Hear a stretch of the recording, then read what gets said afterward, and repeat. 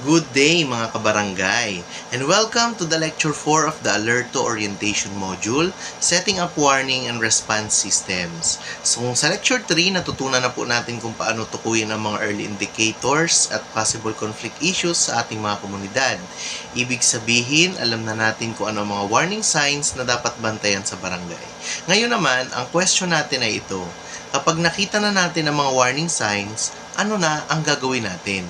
Paano natin maitatayo ang isang sistema sa barangay na makakapagbigay ng maagang babala bago pa lumala ang isang problema o maging krisis?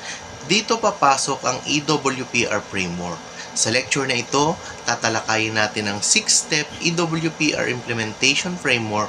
Step by step natin itong iisa-isahin para mas malinaw kung ano ang role ninyo bilang mga frontliners ng barangay, mula sa pagdetect ng issues hanggang sa pagresponde ng tama at maaga. For our learning objectives, by the end of this lecture, may 5 bagay kayong kayang gawin. Una, maipapaliwanag ninyo kung bakit kailangan ng isang formal na EWPR system sa antas ng local government. At maibibigay ninyo ito gamit ang mga batay sa aktual na datos. Second, may isa-isa at may papaliwanag ninyo ang 6 na hakbang ng EWPR system implementation, mula sa pagtukoy ng priority areas hanggang sa aktual na pag-launch ng system. Ikatlo, matutukoy ninyo ang specific role at actions ng isang frontliners sa bawat isa sa 6 na steps. Ikaapat, may intindihan na ninyo kung paano nakakatulong ang gender-responsive approach sa bawat step para mas maging matibay at epektibo ang EWPR system. Hindi mas komplikado, kundi mas inclusive at mas maayos. At ikalima, may papaliwanag na po ninyo kung paano gumagana ang isang EWPR referral pathway at ano ang mga kailangan para manatiling active, functional at effective ang isang buong mekanismo. Let's discuss the case for EWPR and why reactive approaches fall short. Let's start with the evidence. Why does a formal EWPR system matter? Tingnan po natin ang chart. Kapag reactive approach ang ginagamit, ibig sabihin kumikilos lang tayo kapag nangyayari na ang insidente o nangyari na ang insidente. Ganito ang average response time. Pagdating po sa armed encounter, 14 days bago makapag-respond. Sa community unrest naman, 35 days. At sa online recruitment naman, 90 days. Ibig sabihin, kapag huli na ang aksyon, matagal ang response at madalas lumalala na muna ang sitwasyon bago maaksyonan. Now, compare po natin ito sa EWPR proactive approach. Pagdating po sa armed encounter, bumababa ito sa 3 days. Sa community unrest, 7 days. At sa online recruitment, 14 days. That is around 78% reduction in response time. So ano po ang ibig sabihin nito? Ang EWPR system ay hindi lang tungkol sa mas mabilis na magresponde. Mas mahalaga dito, mas maaga nitong nahuhuli ang warning signs. Kaya may sapat na oras para mapigilan ang pag-escalate ng conflict. Sa madaling sabi, may 14 to 30 day early detection window na pwedeng gamitin para maiwasan ang insidente. Pero effective lang ito kung nakaset up na ang system bago pa mangyari ang problema. Kaya malinaw po ang punto dito. Ang EWPR mechanism ay hindi optional na response tool. Ito mismo ang prevention system. Kaya nga po sinasabi natin ng mga matatanda, ng ating isa sa mga kasabihan natin, hindi mo maitatanim ang punla habang nasusunog na ang inyong bahay. Here is the complete picture. The 6-step EWPR system implementation framework. May 6 na sunod-sunod na hakbang ang EWPR system. Step 1. Identification of priority areas. Step 2. Stakeholders mapping. Step 3. Policy and institutional arrangements. Step 4. Capacity and capability building. Step 5. Situational assessment and referral system. And Step 6. The launching of the EWPR mechanisms. Mahalagang tandaan, sequential ang mga steps na ito. Ibig sabihin, bawat step ay nakabatay sa naunang hakbang. Hindi pwedeng laktawan o i-shortcut ang proseso. Kapag may na-miss na step, magiging incomplete ang buong system. Gaya ng nakasaad sa slide, no policy means no authority. Kung malinaw na walang pulisiya, walang legal at institutional basis para kumilos. No capacity means no effectiveness. Kahit may system, kung walang trained people, hindi ito gagana. No sustainability plan means no mechanism. After 6 months, mawawala rin ang system kung walang plano para magpatuloy ito. Mahalaga rin itong tandaan. Ang gender-responsive approach ay hindi hiwalay na layer o dagdag na requirement. Naka-integrate ito sa bawat step. Ibig sabihin, bahagi ito kung paano natin ginagawa ng tama ang bawat hakbang para sa mas inclusive, mas accurate at mas effective ang EWPR system. The first step or yung ating step 1, the identification of priority areas. Step 1 is where everything begins. Ang pagtukoy kung aling mga community sa inyong barangay ang pinakanangangailangan ng EWPR attention. Dito pa lang, mahalaga na structured at data-driven ang approach natin dahil hindi lang tayo magbe-base sa ating mga perception. Ang DILG ay gumagamit ng 7 criteria para matukoy ang priority areas. Una, ang kasaysayan ng armadong labanan o marahas na insidente sa inyong lugar. Ibig sabihin, may history na ba ng conflict-related violence sa inyong barangay?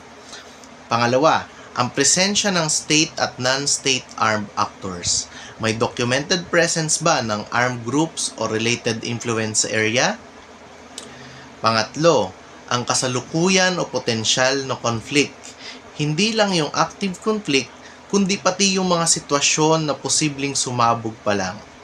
Pang-apat, mahina ang local governance at kulang ang access sa basic services tulad ng tubig, halimbawa, limited delivery of services tulad ng tubig, health, security, at dispute resolution mechanisms. Pang-lima, ang documented human rights violations sa lugar. Ito ay indikasyon ng deeper structural vulnerability sa community. Pang-anim, ang mataas na poverty incidence at limitadong kabuhayan. Kapag mahina ang livelihood, mas tumataas ang risk ng exploitation at instability. At pang-pito, ang geographical isolation o GIDA communities, mga lugar na geographically isolated at disadvantaged, kung saan mas delayed ang government response. At your barangay actions for step 1 will be, sa inyong role bilang implementers, ang unang gagawin ay gamit ang data mula sa OPA-PRU, POC at security sector reports, bumuo ng isang barangay level conflict vulnerability matrix. Mula dito, tukuyin ang at least 3 priority sitios or lugar sa inyong nasasakupan batay sa 7 criteria na ito. On a gender lens, habang ginagawa ang vulnerability matrix, mahalagang isama rin natin ang gender perspective. Tingnan kung may mataas na VAW cases or yung violent against women cases, mababa ang participation ng kababaihan sa Peace and Order Council or yung ating POC. Mas may malaking population ng IDPs or internally displaced persons, lalo na sa women and children. Ang mga ito ay tinatawag nating vulnerability multipliers. Ibig sabihin, hindi lang sila indicators ng risk. Pinapalakas nila ang fragility ng isang community, kaya mas mataas ang exposure nito sa violence, exploitation, and grievances or yung ating VEG risk. Punta naman tayo sa step 2 o yung ating stakeholders mapping.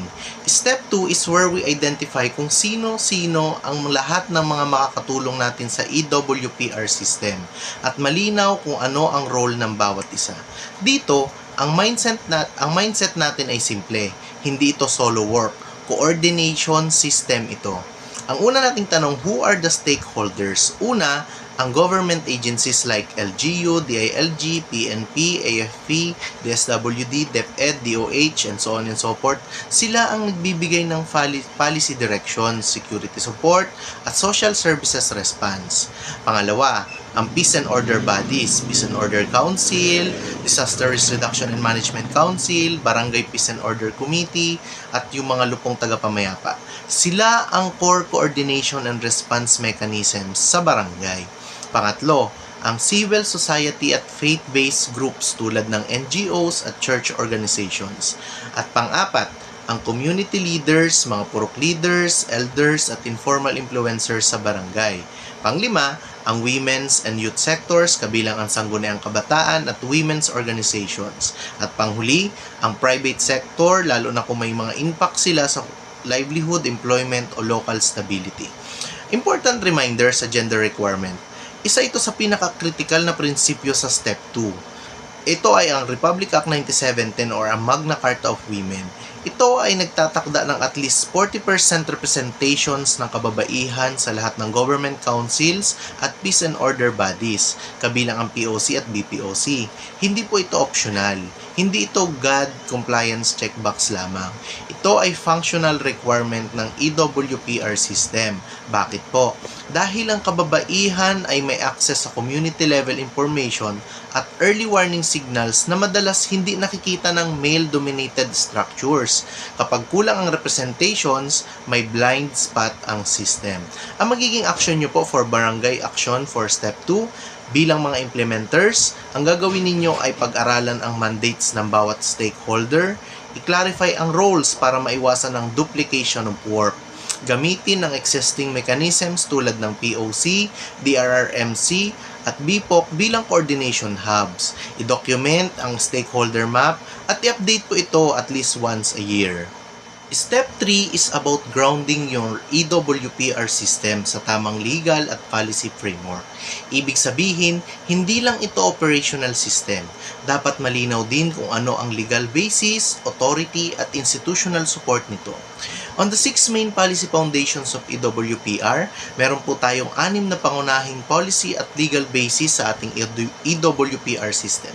Una ay ang Republic Act No. 11479 o ang Anti-Terrorism Act of 2020. Ito ang nagbibigay ng legal mandate para sa PCBE or yung ating Preventing and Countering Violent Extremism efforts sa local level. Pangalawa, ang National Action Plan on PCBE or yung ating NAP-PCBE na pinagtibay sa pamamagitan ng ATC Resolution No. 6 Series of 2020. Ito ang national strategy document na nagsisilbing overall guide kung paano ini-implement ang prevention and countering efforts. Pangatlo, ang National Security Policy for 2023 to 2028. Ito naman ang broader framework ng national security priorities kung saan nakapaloob ang peace building at prevention mechanisms. Ang ating pong pang-apat, ang Philippine Development Plan or PDP for 2023-2028. Nasa Chapter 13, dito malinaw na kinikilala ang pangangailangan ng mga mechanisms to counter terrorism and violent extremism bilang bahagi ng national development. Ikalima, ang Republic Act 9710 or ang Magna Carta of Women. Ito ang legal na anchor ng gender-responsive EWPR na nagsisiguro na ang women's participation at protection ay bahagi ng system design, hindi optional add-on. At pang-anim, ang DILG Memorandum Circular No. 2019-143 or yung ating POC Omnibus Guidelines. Ito ang nagmamandato ng paglikha ng Special Action Committees on PCBE sa provincial, city at municipal levels bilang institutional mechanism. And why Step 3 matters? Mahalaga ang Step 3 dahil dito natin sinisigurado na ang EWPR system ay hindi informal or ad hoc. Kapag walang policy base, walang authority ang implementers, walang sustainability ang mechanism, at walang legal protection ang mga taong nagpapatupad nito. Sa madalit salita, ang Step 3 ay nagbibigay ng legal backbone ng EWPR system. Dito nagiging hindi lang proyekto ang EWPR, kundi isang legitimate institutionalized government mechanisms na may malinaw na mandato, structure, at accountability. Let's go to step number 4, the capacity and capability. It is about ensuring that the people running the EWPR system actually have the right skills, knowledge, and confidence to implement it properly. Kasi kahit maganda ang system design, kung kulang ang kapasidad ng implementers, hindi ito gagana sa actual ground. May 5 pangunahing competencies na kinakailangan ng bawat EWPR team. Una, ay ang risk assessment. Ito ang kakayahang mag-identify at mag-classify ng indicators gamit ang vulnerability lens. Ibig sabihin, marunong mag-access kung alin ang low, medium o high risk na situation. Pangalawa, ang cultural sensitivity, pag-unawa sa local context ng komunidad. Kabilang dito ang social norms, religious dynamics, political relationships, at gender relations. Mahalaga ito para maiwasan ang misinterpretations ng community behavior. Pangatlo, ang crisis communication. Kakayahang mag-deliver ng tamang mensahe sa tamang oras, lalo na sa panahon ng tensyon o emergency, para hindi na lumala ang sitwasyon. Pang-apat, media and information literacy. Ito ang kakayahang mag-analyze ng information, lalo na mga online content, at matukoy kung ito ba ay misinformation, disinformation, o potential extremist content. At panglima, community facilitation. Ang kakayahang mag-handle ng dialogues, consultations, at conflict-sensitive community engagement. Critical reality check po muna tayo. Ayon sa datos, 24% lang ng LGU ang may personal na trained sa media and information literacy. Kahit ito ang isa sa pinaka-critical skills ngayon. Bakit critical ito? Dahil maraming violence, extremism, and grievances na recruitment na ngayon ay nangyayari po most likely online. Ibig sabihin, kung hindi kayang mag-monitor o mag-interpret ng online narratives ang inyong team, may major blind spot ang inyong EWPR system. Kaya bilang mga barangay official, ang role po ninyo ay mag-advocate ng training programs para sa lahat ng 5 competencies. Gawin ito bilang isa sa programa ng barangay at sangguniang kabataan. Siguraduhin na ang BPOC at EWPR teams ay properly trained at hindi lamang designated. At sa bawat training activity, tiyakin na kasama ang kababaihan at may equal participation. Importante rin na ang training content ay hindi generic. Dapat kasama ang gender differentiated patterns of recruitment o yung mga iba't ibang ways kung paano targetin ang men, women at youth sa radicalization processes. Sa step 4, ang focus lang po ay hindi lang meron tayong system. Ang tanong ay, handang-handa na ba ang tao na magpatakbo ng system na ito sa real-world conditions? Dahil ang EWPR system is only as strong as the people running it. Moving on our step 5 or yung ating situational assessment and referral system. This is where the information becomes actions. Dito na pumapasok ang actual decision making at coordinated response ng EWPR system. Hindi sapat na may reports lang. Ang mahalaga ay maayos na proseso kung paano ito ina-assess, niraroute at tinutugunan. Meron tayong 5 sunod-sunod na hakbang sa ating step 5. Una ay ang collect. Kinokolekta ang lahat ng reports at impormasyon mula sa community monitors. Kasama dito ang mga barangay actors. At mahalaga nating tandaan, kasama rin ang kababaihan dahil madalas una silang nakakakita ng household level warning signs tulad ng domestic tensions, unusual movements in the community, at mga early signs of conflict inside the households. So dito pa lamang, critical na ang inclusive reporting system.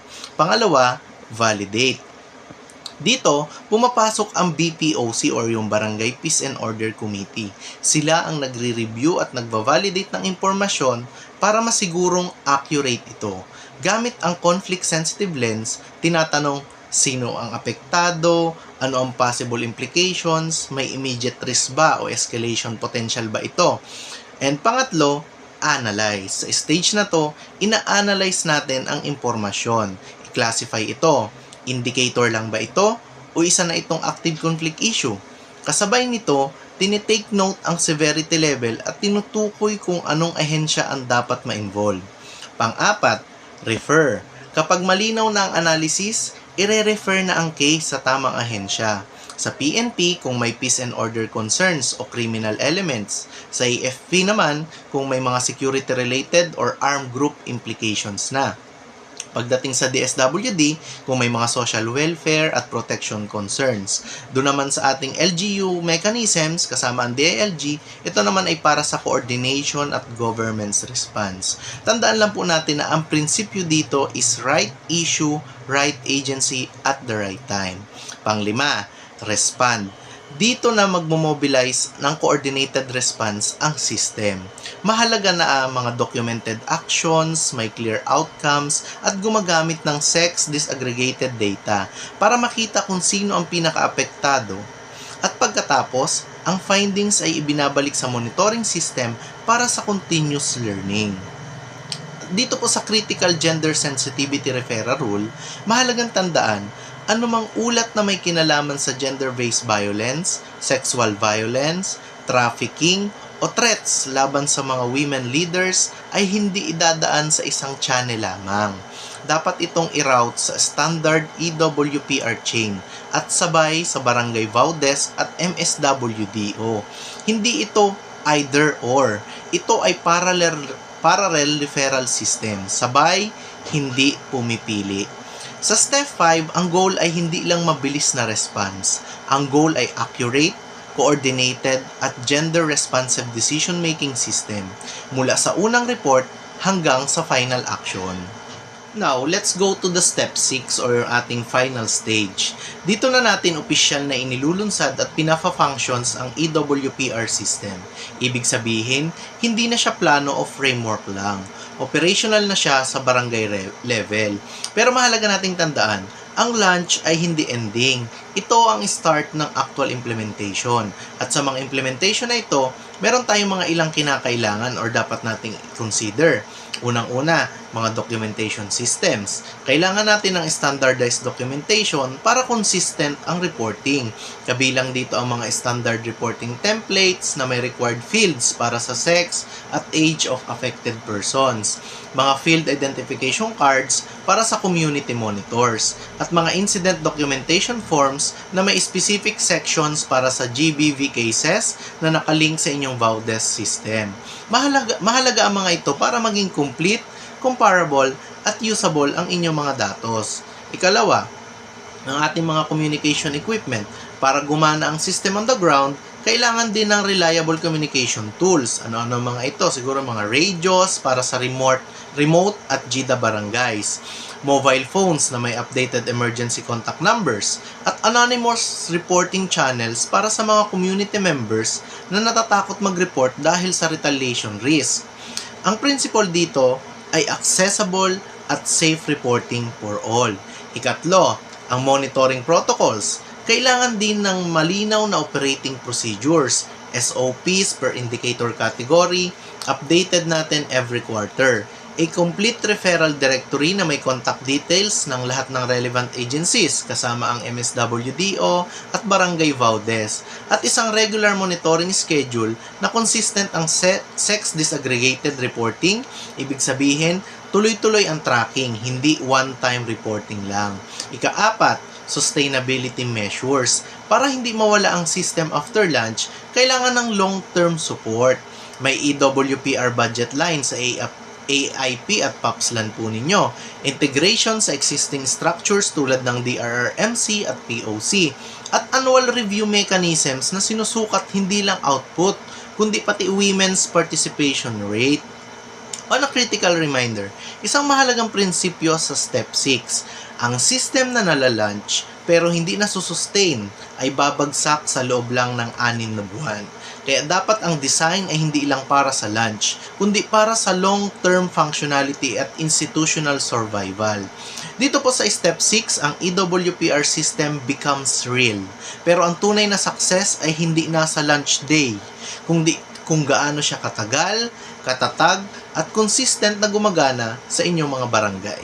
Ngayon naman, titignan natin ang buong EWPR process flow mula sa simula hanggang sa dulo kung paano ba gumagalaw ang impormasyon sa aktual na sistema. Una ay observe. Dito nagsisimula ang lahat. Ang isang community monitor ay nakakita ng suspicious activity o lumalabas na indicator sa community. Halimbawa, unusual gatherings, early sign of tension, suspicious recruitment-related behavior. Kapag may napansin na, ito ay agad na nire-report. Pangalawa, reporting. Ang impormasyon ay dinadala sa barangay captain or BPOC within 24 hours, kasama lahat ng relevant details. Mahalaga dito ang mabilis at kumpletong reporting. Hindi kulang-kulang na impormasyon, kundi structured report. Pangatlo, validate. Dito na pumapasok ang BPOC para i-review at i-verify ang report. Tinatanong, accurate ba ang impormasyon? Indicator lang ba ito o isa ng conflict issue? Layunin nito ay maiwasan ang misinformation at false alarms. Pang-apat, analyze. Dito ginagawa ang data assessment at severity classifications.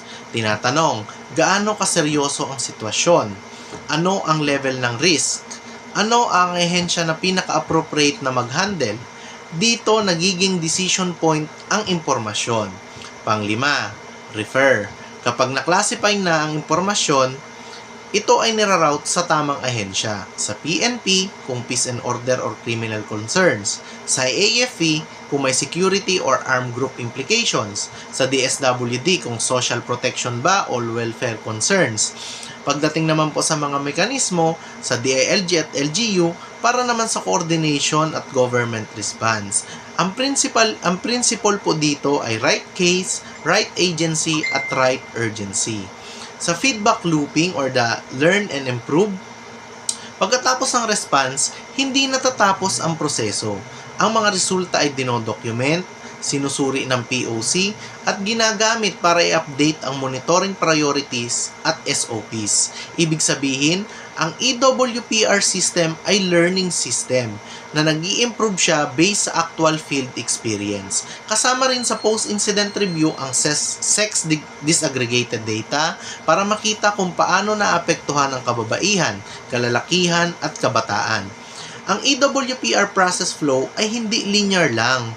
Ito ay isang continuous cycle of observation, action, and learning kung saan ang bawat incident ay nagiging input para sa mas maging matibay at mas accurate ang susunod na response. Let's go to our next topic. Pag-usapan naman natin kung ano ang kumukumpleto sa sistema. Bakit ang gender-responsive design sa EWPR ay hindi dagdag trabaho, kundi mas effective na system design. Gender-responsive design is better EWPR, not extra EWPR. Ang punto dito ay simple. Ang system na hindi gender-responsive ay hindi neutral. Incomplete siya. Halimbawa, kapag walang women monitors, may blind spot sa community intelligence. Kapag walang GBV protocol sa referral pathway, may cases na hindi nare-report o nararoute ng tama. Kapag walang women's organization sa stakeholders map, kulang ang information network. Ito ay hindi equity adds-on. Ito ay functional gaps ng system. Every step has a gender action. Ang gender responsiveness ay hindi hiwalay na component. Naka-embed siya sa bawat step. Step 1. Isama ang gender-sensitive priority criteria. Step 2. Ensure at least 40% of women representation sa BPOC. Ayon po yan sa RA 9710. Step 3. I-anchor ang RA 9710 alongside security laws sa local policies. Step 4. Isama ang kababaihan sa lahat ng trainings at simulations. And step 5, mag-set up ng clear GBV referral protocol. Ito yung VAUDES at sumama sa MSWDO, i-integrate natin sa isang sistema. Step 6, i-track ang women's participations as a KPI sa monitoring and evaluation system. Women are active monitors, not passive beneficiaries. Mahalagang i-reframe ang role ng kababaihan. Ang kababaihan ay hindi lamang beneficiaries o sector to protect. Sila ang may access sa household level information, nakaka-observe ng early behavioral changes, mas exposed sa social networks na hindi visible sa formal structures. Kapag hindi sila kasama sa monitoring system, ang EWPR ay half-strength system lamang. VAUDES as an EWPR asset. Ang VAUDES ay hindi hiwalay na mekanismo. Ito ay critical EWPR intelligence. Bakit? Dahil ang pagtaas ng VOW cases ay maaaring early indicator ng household level conflict escalation.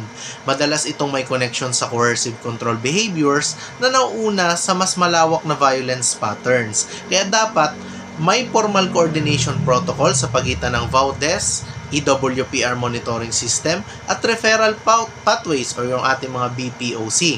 Hindi sila parallel na hiwalay. Dapat sila ay integrated sa sistema. Ang gender-responsive EWPR ay hindi mas komplikadong sistema. Ito ay mas complete, mas accurate, at mas may early detection capable system dahil mas malawak ang information, base at mas kumpleto ang monitoring lens. Now, let's discuss the sustainability of our EWPR mechanism. So, paano ba natin isusustain ang ating EWPR mechanism? Sabi rito, an EWPR mechanism that is launched but not sustained is actually worse than having no mechanism at all because it creates a false sense of security. Mukhang may system pero hindi naman gumagana in practice. So meron tayong mga 6 na pangunahing prinsipyo para manatiling active at effective ang ating EWPR system.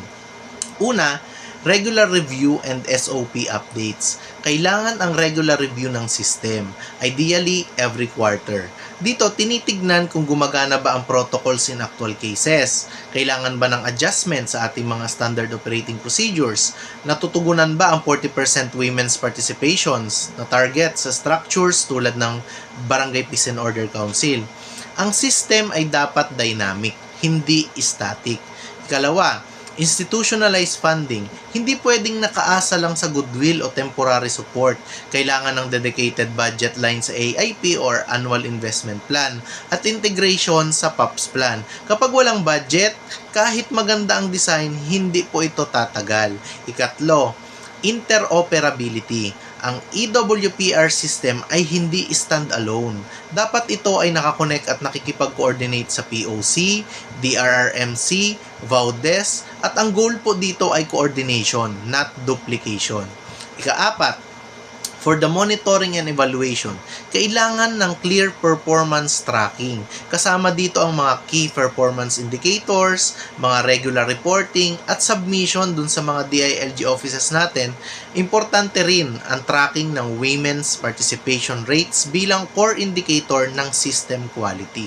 Ika-5, avoid duplication.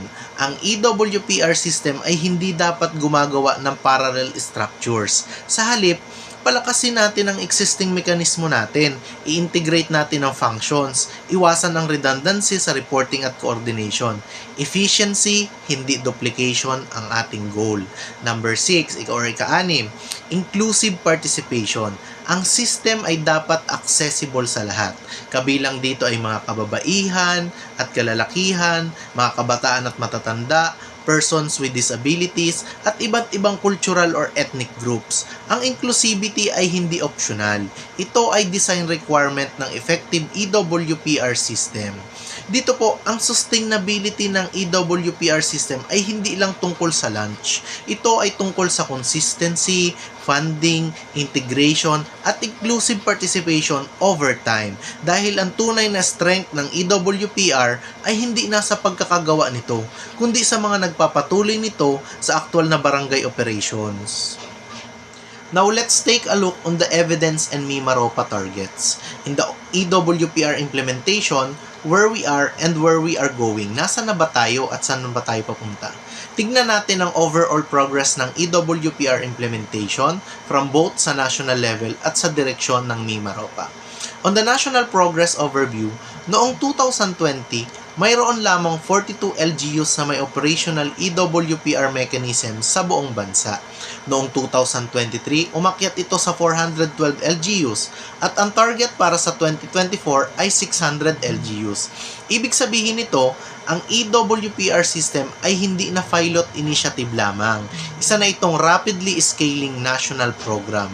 On the key results on the ground, may malinaw ding results na nakikita. Mahigit 186 violent extremist-related incidents ang na-prevent o na-avert sa pamamagitan ng early warning systems noong taong 2022 to 2023. Mahigit 1,240 barangays naman ang may active community-based monitoring teams at may 62% reduction in response time sa LGUs na may matured EWPR systems kumpara sa wala pa.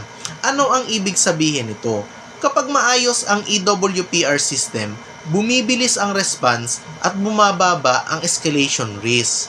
On the Mimaropa Regional Direction, sa Mimaropa, may 12 conflict-affected municipalities na natukoy bilang priority areas.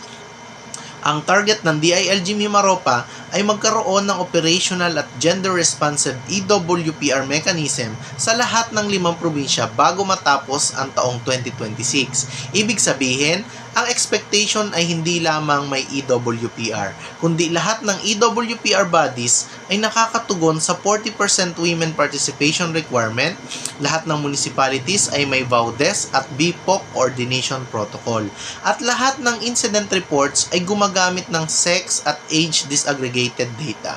Ano po ang role ninyo sa sistemang ito? Kaya mahalagang malinaw ito, kayo bilang mga barangay officials at frontliners ang mga pangunahing implementers ng lahat ng targets na ito. Hindi po ito high-level policy lamang. Ito ay ground-level execution system at ang success ng EWPR sa region ay nakasalalay sa actual implementation ninyo sa barangay level. Ang EWPR system ay lumalawak, lumalalim at nagiging mas structured, pero ang tunay na measure ng success nito ay simple. Gumagana ba ito sa inyong mga barangay? Kung saan nangyayari ang actual risk at response? Ang sagot, dapat po. Dahil ang mga barangay ang siyang nasa harapan ng komunidad. Kaya bilang mga lingkod bayan, pagsumikapan po nating maitawid ang sistemang EWPR. Hindi man po ito perpekto, pero simple at gumagana. Natin tapusin ang Lecture 4, balikan naman natin ang 6 na mahalagang takeaways na dapat bitbit ninyo bilang EWPR implementers. Una, EWPR is proactive, not reactive. Ang EWPR system ay pang-prevention, hindi pang-reaksyon. Ang mga LGU na may matured EWPR systems ay nakakapag-respond 62% faster kaysa sa mga walang sistema.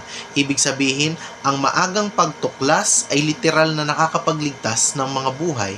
Ikalawa, the 6 steps are sequential and context specifics. Ang 6 na steps ng EWPR ay hindi pwedeng i-skip o baliktarin. Bawat step ay nakadepende sa nauna. Kapag may nilaktawan, incomplete ang buong system kahit gaano pa ito kaganda sa papel. Ikatlo, evidence drives every decision. Hindi pwede pong hula-hula o assumption lamang. Dapat nakabase sa datos tulad ng OPA Pro conflict maps, PSA poverty data, local security and sector reports, at tamang data ang nagdadrive ng priority areas, stakeholders mapping, at mga kinakailangan training ng ating mga tao. Ika-4, gender makes the system complete. Again, ang gender-responsive design ay hindi add-on. Ito ay core requirements ng effectiveness. Kabilang dito ang women as active monitors, coordinations with VAUDES, 40% participations as targets under RA 9710. GBB referral protocols, ito ang mga elementong nagko-close ng structural gaps at nagpapataas ng accuracy at trust sa ating sistema.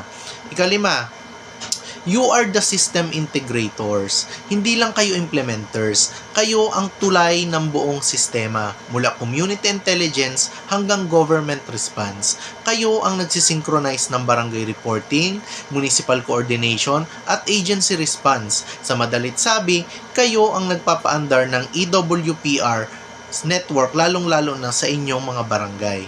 Ika-6, sustainability is non-negotiable. Ang EWPR system ay hindi pwedeng one-time implementation lamang.